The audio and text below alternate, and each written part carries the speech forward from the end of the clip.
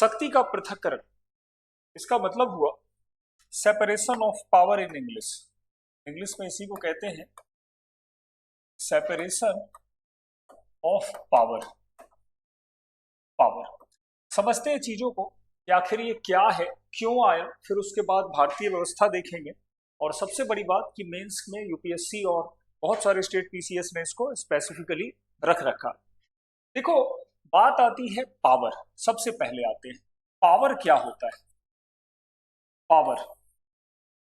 Power actually ability है command की, direction की और कंट्रोल की। जब कोई आदमी किसी दूसरे से काम करवाने की हैसियत रखता है, क्षमता रखता है, तो इसी को कहा जाता है पावर। एबिलिटी टू ऑर्डर या एबिलिटी, इसको सीधा कह सकते हैं ability to getting things done. Getting things done by from others, मतलब दूसरों से काम करवाने की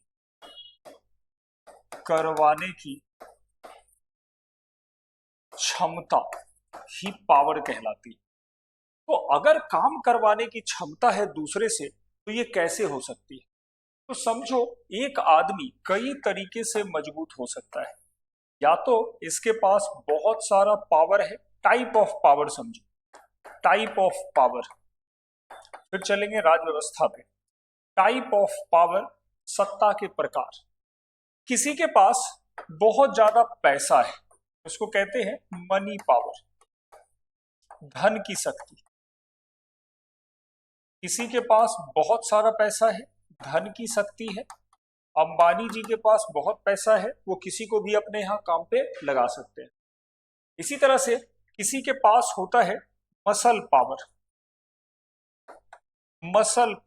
अब मसल पावर मतलब शारीरिक शक्ति या ऐसी शक्ति जो फिजिकल स्ट्रेंथ से निकलती है, फिजिकल पावर या मसल पावर। तो किसी के पास ताकत बहुत हो, जैसे ग्रेट खली। किसी के पास सेना बहुत हो, जैसे यूनाइटेड स्टेट ऑफ अमेरिका। जो मर्जी आएगा वो करवाएगा, अगर कोई बोलेगा तो उसको बहुत पीटेगा। That is kind of muscle power. इसी तरह से पीपुल पावर भी होता है। कोई बहुत ज्यादा लोकप्रिय हो तो जनता का समर्थन मिलता है। और पीपुल्स पावर जनता की शक्ति का भी साथ होता है। तो शक्ति क्या है?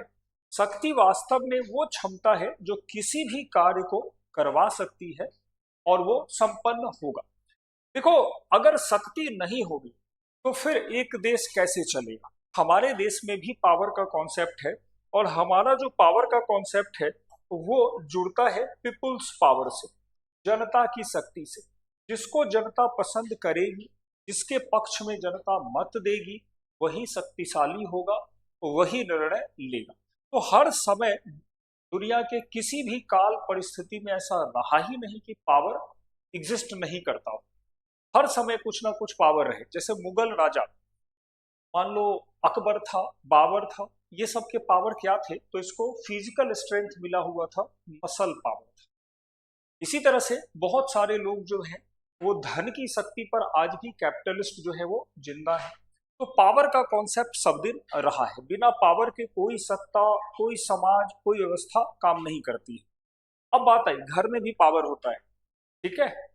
मम्मी का पावर, पापा का पावर, सबका पावर होता है। अब आगे चले तो फिर पावर में सेपरेशन की क्या जरूरत पड़ गई? समझते हैं कॉन्सेप्ट को कि देखो, अगर पावर यहां पे लेते हैं कि सारी शक्तियां अगर किसी के पास हैं, तो राज व्यवस्था में जब सारी शक्तियां आती हैं तो वो एब्सोल्यूट पावर कहलाता है। एब्सोल्यूट पावर कहलाता है जब वो संपूर्ण शक्ति को बताता है। और संपूर्ण शक्ति का मतलब 3 तरह की शक्तियां होती हैं। सबसे पहला इसमें आ जाएगा अपना नियम बनाने की शक्ति या law making power. Law making power, अब ये क्या है? तो that is ability to frame law, जिसको कहते हैं विधायी शक्ति, ऐसा ही होगा, हमने बना दिया, कोई इस कानून का वायलेशन नहीं करे। दूसरी शक्ति है कि बनाए गए कानून को क्रियान्वित करना, implementation of the law, implementation of law मतलब कार्यकारी शक्ति, कि हमारा कानून लागू होगा और कोई भी इसको रोक ठोक नहीं करेगा।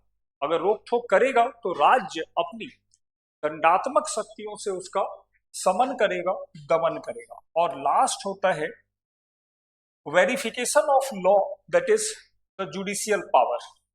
ये वैलिडिटी चेक करता है, verification of law, law that is judicial power, न्यायिक शक्ति, कि हमारे कानून के हिसाब से व्यवस्था सही चल रहा है कि नहीं चल रहा है, वो अब हम ही देखेंगे।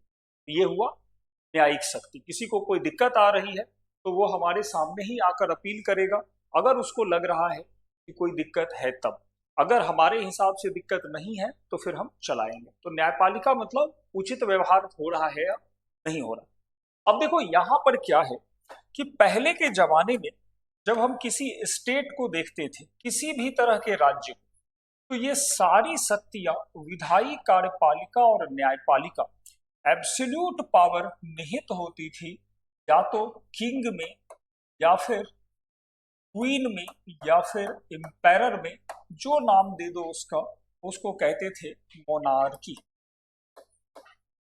मोनार्की और मोनार्की या राजतंत्र में सत्ता होती थी पूरी तरह से एब्सोल्यूट। राजा जब तक भला है तब तक तो जनता का खूब भला हो रहा है। राजा का मूड खराब हो गया और राजा ने मान लो ज्यादा टैक्स लगा दिए, अब टैक्स राजा लगा रहा है, इंप्लीमेंट राजा कर रहा है, टैक्स के विरोध में लोग आवाज उठाएंगे तो राजा के सामने उठाएंगे, इसका मतलब लोग कुछ भी नहीं कर सकते थे, क्योंकि राजा के पास सेना थी, राजा के पास पुलिस थी, और वो राजा अमेरिका की तरह किसी का दमन कर सकता था, दबा सकता था, कुचल सकता था। अब ये बात जब लोगों को पता चली, समझ में आया कि भाई ऐसे में तो राजा का जो मर्जी आएगा वही करेगा, और ऐसा ही हो रहा था। इंग्लैंड में खासकर ऐसा हो रहा था, यूरोपीय देशों में ऐसा हो रहा था। तो इसी समय हम चलते हैं अपने बैकग्राउंड में। तो पावर के साथ ये सारी कहानियां बन रही थी, लोग अपनी मर्जी से काम कर रहे थे और राजा पूरी तरह से पागल हो चुका था, निरंकुश हो चुका था। इसी समय घटना घटी, बहुत सारी घटनाएं आई, जैसे एक ग्लोरियस रिवॉल्यूशन हुआ, गौरवपूर्ण क्रांति इंग्लैंड में। इसी समय 1748 की बात है, एक किताब लिखी गई, the spirit of law, the spirit of law, spirit of law. लिखने वाला कौन था? तो लिखने वाला एक फ्रेंच स्कॉलर था जिसका नाम था मोंटेस्क्यू। मोंटेस्क्यू। अब मोंटेस्क्यू जो था, इसने स्पिरिट ऑफ लॉ लिखा। मोंटेस्क्यू मोंटेस्क्यू फ्रेंच स्कॉलर था, और ये कहता है कि नहीं, जो पावर है, जो स्टेट के पावर है, राज्य की शक्ति है, इसको आप एब्सोल्यूट मत बनाओ। इससे क्या होता है कि more power, power corrupts and more power corrupts absolutely, पूरा पागल हो जा रहा है। तो ऐसा करो कि स्टेट के पावर को डिवाइड करो, separation of power, separation of power. इसी ने कहा कि शक्ति का पृथक्करण लो। कैसे लाएंगे? तो इसने कहा कि जो भी पावर है इसको 3 पार्ट में बांटो। ठीक है, पावर को 3 पार्ट में बांट दो। कौन कौन सा पावर? तो सबसे पहले विधायी शक्ति, मतलब लेजिस्लेटिव पावर। फिर उसके बाद कार्यकारी शक्ति, मतलब एग्जीक्यूटिव पावर। और फिर जुडिशियल, मतलब न्यायिक शक्ति। अब गौर से देखो तो भारतीय संविधान के भाग 5 और भाग 6 में बिल्कुल यही विवरण दिखाई पड़ेगा। जैसे भाग 5 का पहला पार्ट कहता है चैप्टर 1 द एग्जीक्यूटिव कार्यपालिका, एग्जीक्यूटिव कार्यपालिका। चैप्टर 2 कहता है इसका विधायिका पार्लियामेंट, ठीक है।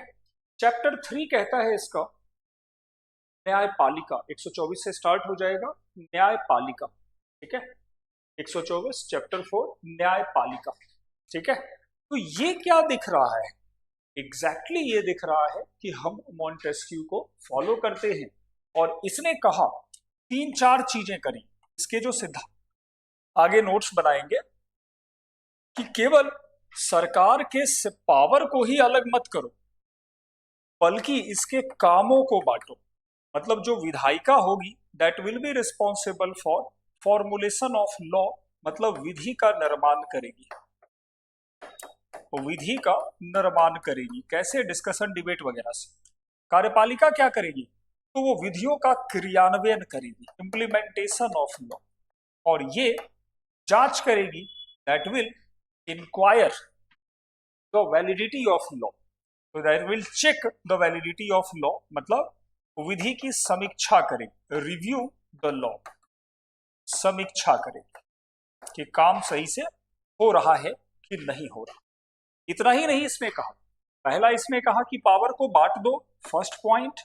दूसरा अकॉर्डिंगली काम को बांट दो, और तीसरा बांट दो आदमियों को। आदमियों को बांटो इसका मतलब कि विधायिका के सदस्य एक्सक्लूसिव होंगे, एक्सक्लूसिव मेंबर होंगे, एक्सक्लूसिव मेंबर होंगे, मतलब इसके जो सदस्य होंगे वो एक्सक्लूसिव का मतलब कि दूसरे किसी के भाग में नहीं जाएंगे, एक्सक्लूसिव। अब यही केवल एक्सक्लूसिव नहीं है, पहला शक्ति का, दूसरा कार्य का, तीसरा सदस्य का। तो तीसरा इसने सदस्य का बंटवारा किया। अब आओ थोड़ा और आगे चलेंगे, दूसरे पेज पे चलते हैं, इसी चार्ट को आगे बनाते चलेंगे, इसी चार्ट को आगे बनाते चलेंगे। और तीसरा इसके बाद था, वो था नियंत्रण एवं संतुलन। आते हैं इसके बाद, ये कहता है, चौथा चीज बताता है, वो है नियंत्रण एवं संतुलन, मतलब चेक एंड बैलेंस। अब चेक एंड बैलेंस कैसे होगा? अलग अलग ब्रैकेट, अलग अलग चार्ट में लेते हैं। ये है अपनी विधायिका, ये है कार्यपालिका, और ये है न्यायपालिका। अब देखो यहां पर अगला जो हमने लिया कॉन्सेप्ट वो है चेक एंड बैलेंस, मतलब नियंत्रण और संतुलन। अगर इस तरह से हम बांटेंगे तो क्या होगा कि मान लो विधायिका ने किसी विधि को बनाया, लॉ को फॉर्मुलेट किया। अब लॉ बनाने वाले मेंबर अगर करप्ट हैं और अपने ही दल को जो है वो ज्यादा सपोर्ट कर रहे हैं, तो ये लॉ बाद में क्रॉस चेक किया जाएगा विधायिका और न्यायपालिका से। अगर इनको लगता है कि लॉ वैलिड नहीं है तो दे में declare the law invalid, invalid declare कर देगा, लॉ को अमान्य लॉ घोषित कर दिया जाएगा, अमान्य कानून, और ये कानून लागू नहीं होगा। इसी तरह से कार्यपालिका भी इसे लागू करने से मना कर सकती है, कैन रिटर्न द लॉ, वापस कर सकती है। ऐसा अपने यहां होता है क्या? अपने यहां ऐसा होता है? बिल्कुल होता है, हजारों एग्जाम्पल भरे हुए हैं। हमारा राष्ट्रपति, आगे चलेंगे तो मिलेगा कि हमारा जो राष्ट्रपति है वो अनुच्छेद 111 के तहत, अपना जो राष्ट्रपति है 111 के तहत किसी बिल को रिकंसिडरेशन कर सकता है, इवन मानने से भी मना कर सकता है। न्यायपालिका किसी भी लॉ का जुडिशियल रिव्यू कर सकती है। आर्टिकल 32 और 13 दोनों को मिला दे यहाँ पे, तो आर्टिकल 13 और 32 के बिहाफ पर ये किसी भी लॉ को डिक्लेयर कर सकती है इनवैलिड। मतलब एक तरह से विधि निर्माण के कार्यों पर दोनों कार्यपालिका और न्यायपालिका का नियंत्रण है। अब चलते हैं विधियों के क्रियान्वयन पर। क्या क्रियान्वयन इंप्लीमेंटेशन पर नियंत्रण है? तो इसका उत्तर है हाँ। ये कहता है कि अगर क्रियान्वयन सही तरीके से नहीं होगा तो विधायिका के सदस्यों से, कार्यपालिका के सदस्यों से विधायिका क्या करेगी, तो ये प्रश्न पूछेगी, ठीक है, अविश्वास प्रस्ताव लेके आएगी, और जब बहुत दिक्कत हुआ तो कुल मिला के सरकार से समर्थन वापस ले सकती। तो विधायिका कार्यपालिका पर कई तरीके से नियंत्रण रखेगी, इवन कार्यपालिका को हटाने के लिए जो है वो अब महाभियोग जैसे प्रस्ताव भी ला सकती है, ठीक है, कि कार्यपालिका सही से काम नहीं कर रहा है, इसको बोले ट्रैफिक का चालान वसूल के लाओ, और ये सबको पीट रहा है, तो ऐसे कंडीशंस में ये पूरी चीजें हो सकती है। इसी तरह क्रियान्वयन में दोष मिला तो न्यायपालिका इसकी रिव्यू करेगी, और रिव्यू मतलब समीक्षा के बाद उसे अमान्य घोषित कर सकती है, ठीक है, तो दिख रहा है सबका। इसी तरह से अगर न्यायपालिका ने किसी मामले में मनमाना नियंत्रण दिया या घूसखोरी हो रही है तो न्यायपालिका के निर्णय पर भी दोनों समीक्षा कर सकते हैं। कैसे समीक्षा होगी? संसद को यह अधिकार है कि न्यायाधीश द्वारा दिए गए निर्णय को ही बदल दे, तो ये निर्णय बदले जा सकते हैं, निर्णय बदले जा सकते हैं। इसी तरह से कार्यपालिका न्यायाधीश को हटा देगी।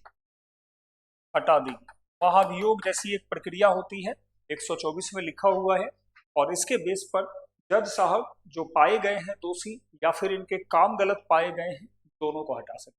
अब सोचो, ये जो पूरा सिस्टम आया था, ये पूरा सिस्टम पुरानी वाली जो परंपरा थी, मोनार्की थी, उससे कितना अलग था। राजा को कोई नहीं हटा सकता था, राजा के विरुद्ध कहीं अपील नहीं हो सकती थी, राजा के कामों पर कोई प्रश्न नहीं उठा सकता। ये था मॉन्टेस्क्यू का पूरा प्लान, एक ब्लूप्रिंट। अब इसका फायदा क्या था? इसका फायदा था लोगों के फंडामेंटल राइट्स को प्रोटेक्ट करना, लोगों के जीवन को आसान बना। अगर ऐसा हो जाएगा तो अब देखो, स्टेट का कोई भी अथॉरिटी इतना ज्यादा पावरफुल नहीं होगा कि वो अब नियर राइट्स, कुछ अधिकारों को छीन पाए। जैसे ही छीनेंगे वैसे ही भाई सारे फॉरम्स खुले हुए हैं, जिसके द्वारा अवमानना होगी उस पर केस वगैरह हो जाएगी। क्लियर है? ये था मॉन्टेस्क्यू का शक्ति का पृथक्करण सिद्धांत। दुनिया में जब ये सिद्धांत आया तो बहुत लोकप्रिय हो गया, और तुरंत 1748 में मॉन्टेस्क्यू आते हैं और इसका इम्प्लीमेंटेशन दिखाई पड़ता है सीधा सीधा अमेरिका में, मतलब इसका क्रियान्वयन दिखता है, वो दिखता है यूएस में। USA constitution was the first constitution implemented the scheme of Montesquieu in between 1776 to 79। US के कॉन्स्टिट्यूशन में पहला पार्ट प्रेसिडेंट का, दूसरा पार्ट जो है वो विधायिका का, और तीसरा न्यायपालिका का। इस तरह से पूरा स्कीम लेके आया। अब भारत में क्या ये मिलता है? तो भारत में शक्ति का पृथक्करण शब्द अनुच्छेद 50 में मिलता है। तो क्या हमने इसको अपनाया? तो हमने इसको एज इट इज नहीं अपनाया, बल्कि इसमें कई समस्याएं हैं, प्रॉब्लम है, समस्याएं हैं। जो ओरिजिनल इश्यू जो है उसके थॉट को देखो तो एक इश्यू है, इश्यू बहुत सारे हैं इसमें। कैसे इश्यू दिखाई पड़ रहे हैं? अब तीनों जगहों पे प्रैक्टिकल होके चलते हैं। ये है अपना विधायिका, ये है कार्यपालिका, और ये है न्यायपालिका। ठीक है, दिक्कत क्या आ रही है? देखो, इनमें क्या है कि सदस्य भी अलग अलग है, तो इनके बीच में ऐसा कोई मीडियम ऑफ एक्सचेंज नहीं है, एक ही है। Very good. तो पहले इसके प्रॉब्लम को समझ ले, फिर इसको छोड़ेंगे। तो हमारे यहाँ इनके अगर इनके ओरिजिनल मॉडल को देखो तो यहाँ पर बिल्कुल कोई कम्युनिकेशन, कोई चैनल नहीं दिखाई पड़ रहा है। तो there is lack of communication channel, मतलब कि एक आपसी जो एक समन्वय है उसका अभाव दिखाई पड़ता है। आपसी समन्वय का अभाव दिखाई पड़ता है। लैक ऑफ म्यूचुअल कोऑर्डिनेशन यहां पे दिखाई पड़ता है। अगेन ऑफ म्यूचुअल कोऑर्डिनेशन तो है ही। मान लो कोई संसद में बिल पास हो रहा है, वहां पर अगर सरकार के सदस्य जैसे मंत्री हैं वो उसको एक्सप्लेन करते हैं, तो दूसरे जो संसद के सदस्य होते हैं वो अपनी बात को कह पाते हैं, उस पर डिस्कशन डिबेट में पार्टिसिपेट करके इवन असंतोष जाहिर कर पाते हैं। लेकिन यहाँ पर सरकार का कोई सदस्य है ही नहीं कार्यपालिका में, तो भाई किससे असंतोष करोगे, किससे आप जो है डिबेट करोगे। तो सरकार की उपस्थिति विधायिका में नहीं होने से एक तरह से कार्यात्मक बाधा आती है। तो इम्प्लीमेंटेशन का तो इश्यू है ही, समन्वय का इश्यू है। तीसरी बात कि देखो, अगर हम बात करें पार्लियामेंट्री फॉर्म की, जहां पर एक ही जैसा होता है, तो अपनी व्यवस्था में अगर मंत्री साहब ने कोई काम खराब किया, प्रधानमंत्री पर किसी तरह का आरोप लगाना है, तो आपके पास उपाय है, प्रधानमंत्री के पास भी रास्ते हैं कि वो आके आपको एक्सप्लेन कर सकते हैं, संसद में बैठ सकते हैं, संसद में प्रश्नों का उत्तर देते हैं। तो यहाँ क्या होता है कि एक कोऑर्डिनेशन दिखता है, चीजें एक दूसरे से जुड़ती हैं। साथ में दैनिक उत्तरदायित्व तय नहीं होता है इसमें, हमारे में दैनिक उत्तरदायित्व तय होता है। क्वेश्चन वगैरह नहीं पूछ सकते, दैनिक उत्तरदायित्व तय नहीं है, मतलब there is no daily responsibility provision to provision related with daily responsibility. दैनिक उत्तरदायित्व का कोई प्रोविजंस नहीं दिखता है। अब ये सारे जो आ रहे थे फंक्शनल इश्यू आ रहे थे, मान लो विधायिका कोई नियम बनाना चाह रही है, इसको पता ही नहीं है कि भाई हमारी कार्यपालिका की क्षमता कितनी है। मान लो हम चाह रहे हैं कि पुलिस में 10,000 लोगों को पुलिस में 10,000 लोगों को नौकरी दे। अब हमको ये पता होगा तब ना कि भाई कितना पोस्ट खाली है, कितना भरना है, तब तो लॉ बनेगी। तो लॉ तो मान लो इसने प्रपोज कर दिया और इनको कुछ पता ही नहीं है, कोई एक्सप्लेन ही नहीं कर पा रहा है, तो प्रॉब्लम आ जाएगी।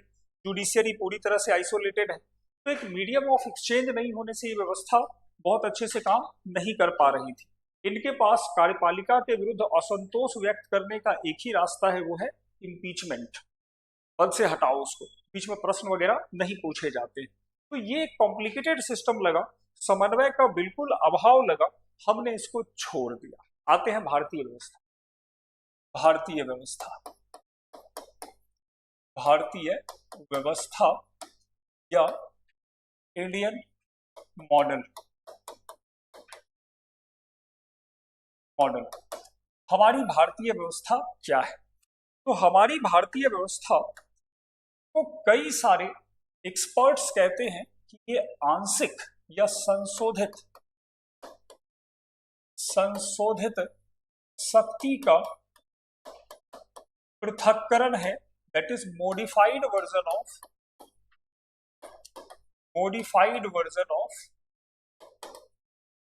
सेपरेशन ऑफ पावर है। कैसे? इवन सुप्रीम कोर्ट ने एक बार कहा है, supreme court has highlighted separation of power is basic structure. Basic structure है, लेकिन हमारा जो सेपरेशन ऑफ पावर है is different from other country. अलग क्या है? तो अगर भारत के मॉडल को देखें तो हमारे यहाँ क्या है, तो हमारे यहाँ पर मॉन्टेस्क्यू पूरी तरह से लागू नहीं होते हैं। हमारी अपनी विशेषता अगर देखो, कैरेक्टरिस्टिक्स, विशेषता क्या है, तो हमारे यहाँ पर कार्यपालिका और विधायिका, मतलब लेजिस्लेटिव बॉडी एंड विधायिका एक है, एंड न्यायपालिका अलग है। Judiciary is separate. कैसे? तो यहां ये होता है कि देखो, पहले संसद बनता है, सांसद चुने जाते हैं, एमपीज हैं ये।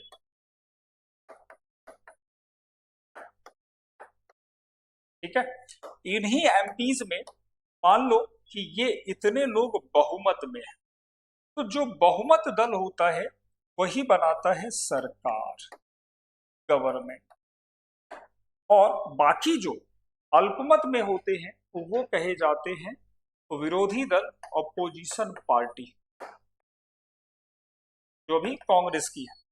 जो सरकार में आएगा अब यही बनाएगा सरकार या मिनिस्ट्री। तो जो ये मेंबर होते हैं बहुमत दल के, वो बनते हैं पॉलिटिकल एग्जीक्यूटिव। यही होता है पॉलिटिकल एग्जीक्यूटिव या राजनीतिक प्रमुख।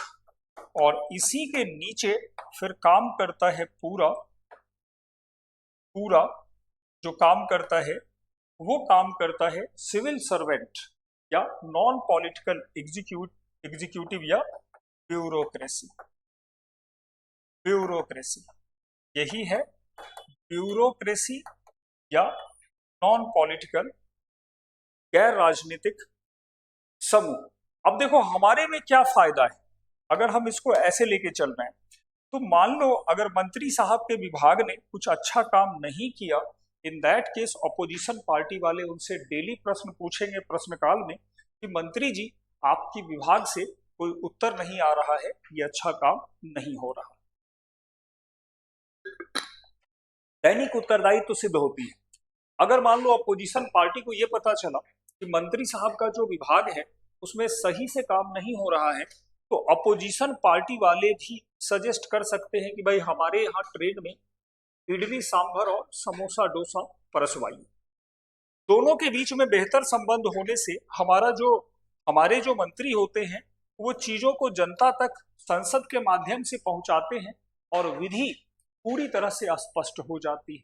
डिस्कशन डिबेट का मौका मिलता है। को रिलेशन अच्छा होने से ब्यूरोक्रेसी पर भी दबाव रहता है कि भाई अगर हम सही से काम नहीं करें तो मंत्री जी को अपोजिशन वाले बता देंगे और हमारा खटिया खड़ा हो जाएगा।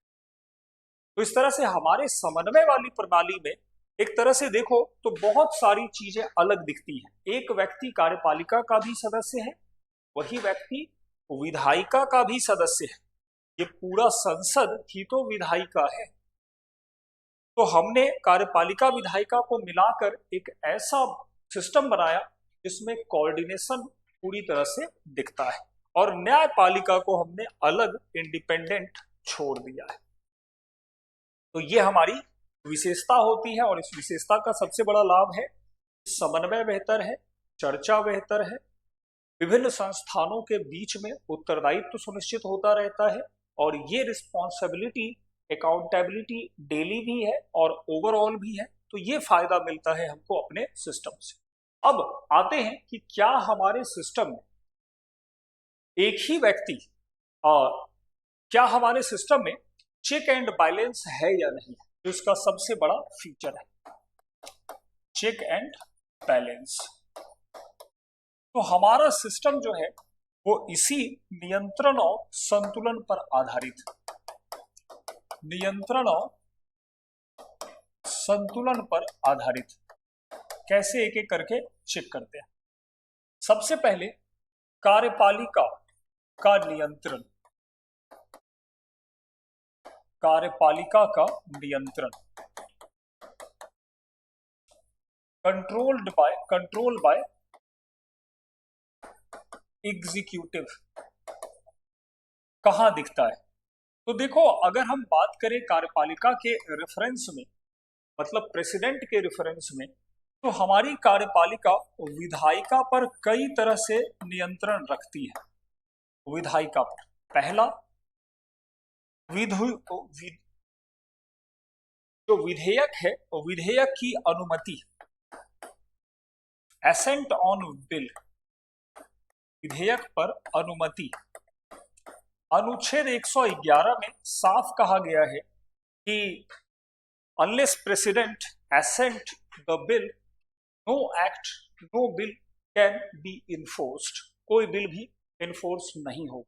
तो जैसे जरूरी है, ये फंडामेंटल रिक्वायरमेंट है, इसी तरह से विधेयकों की अनुमति है विधेयकों पर अनुमति दे सकते हैं, मतलब एसेंट देगा, पुनर्विचार के लिए भेजेगा और वापस कर सकता है, ये चीजें। इसी तरह से कार्यपालिका न्यायपालिका पर नियंत्रण रखती है। न्यायपालिका तो राष्ट्रपति आर्टिकल 124 से किसी भी न्यायाधीश को एक विशेष प्रक्रिया द्वारा पद से हटा सकता है, पद से हटा सकता है। अब ये दोनों चीजें तो बता रही हैं कि ये बड़ा सुप्रीम है। आते हैं आगे कि क्या विधायिका के पास भी समान शक्तियां हैं, क्या विधायिका भी चेक कर सकता है? तो उत्तर है हाँ। पहले देखो कि विधायिका कार्यपालिका पर कैसे नियंत्रण करेगी। तो विधायिका राष्ट्रपति को आर्टिकल 61 से महाभियोग से हटा सकती है। इसी तरह से सरकार मतलब मंत्रिपरिषद के विरुद्ध अविश्वास प्रस्ताव ला सकती है, no confidence motion, no confidence motion. Again विधायिका न्यायपालिका पर कैसे नियंत्रण रखती है? तो न्यायपालिका के निर्णयों को बदलने की क्षमता है विधायिका में। निर्णय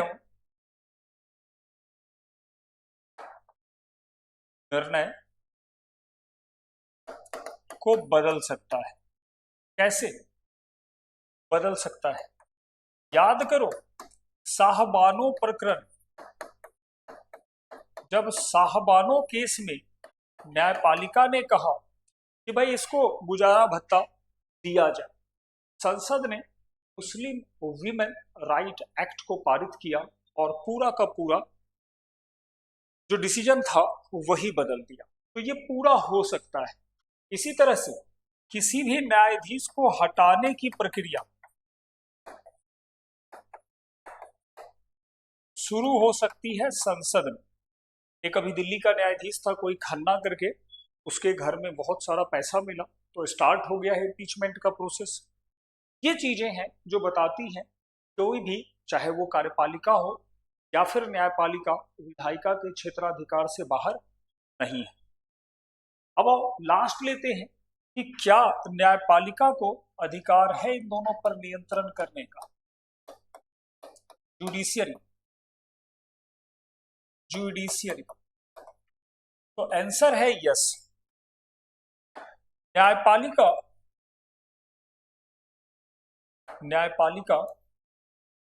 जुडिशियल रिव्यू कर सकती है। कैसे करेगी? आर्टिकल 13 और 32 के बिहाफ पर न्यायिक समीक्षा होगी। किसकी न्यायिक समीक्षा होगी? तो वो न्यायिक समीक्षा होगी कार्यपालिका की भी और विधायिका की भी। विधायिका की अगर लगता है इसको कि दोनों के काम ठीक नहीं है, इन दैट केस न्यायपालिका जुडिशियरी में order stop to prohibit the things. ठीक है, तो इस तरह से पूरी की पूरी भारतीय व्यवस्था में हम देखते हैं कि शक्ति का पृथक्करण कुछ अलग तरीके से है और शक्ति का संतुलन बना हुआ है। अब बात आई कि इस तरह की व्यवस्था में कुछ लाभ भी दिख रहा है क्या, इसके बेनिफिट्स क्या दिख रहे हैं, इसका औचित्य क्या है, इसका कहे तो वर्थ क्या है। लाभ कहें या फिर वर्थ कहें या फिर इसके बेनिफिट्स कहें पूरी व्यवस्था। तो पहला देखो बेनिफिट यही आया कि हमारी व्यवस्था में समन्वय, coordination among the organ of state is well established। हमारी व्यवस्था में समन्वय बहुत अच्छे तरीके से स्थापित है। कार्यपालिका विधायिका के एक होने से कोई भी असमंजस या दुविधा नहीं होती। दूसरी बात आती है, वो आती है उत्तरदायित्व, अकाउंटेबिलिटी या रिस्पॉन्सिबिलिटी। अब हमारे यहाँ पे डेली रिस्पॉन्सिबिलिटी और ओवरऑल रिस्पॉन्सिबिलिटी दोनों क्रॉस चेक होते हैं। पार्लियामेंट में प्रश्न पूछे जा सकते हैं, अविश्वास प्रस्ताव लाया जा सकता है, ये सारी चीजें बता रही हैं उत्तरदायित्व सुनिश्चित हो। तीसरा, इसका फायदा होता है मौलिक अधिकारों का संरक्षण, प्रोटेक्शन ऑफ फंडामेंटल राइट। कैसे? तो ना तो विधायिका, ना कार्यपालिका और ना न्यायपालिका मनमाना व्यवहार कर सकता है। That is the ban, control on despotic feature, control on autocracy. Autocracy को ये पूरी तरह से रोक देता है। अगेन इसे देखो तो यहां पर क्या होता है, इसे वास्तव में अगर देखो तो संविधान का संरक्षण ही शामिल है, प्रोटेक्शन ऑफ कॉन्स्टिट्यूशन इससे हो जाता है। कोई भी मनमाने तरीके से कॉन्स्टिट्यूशन के साथ खिलवाड़ नहीं कर पाता। तो हमारी व्यवस्था बहुत हद तक अमेरिका की व्यवस्था से उन्नत व्यवस्था है और इस तरह की व्यवस्थाएं ही हमारे देश में चल रही है।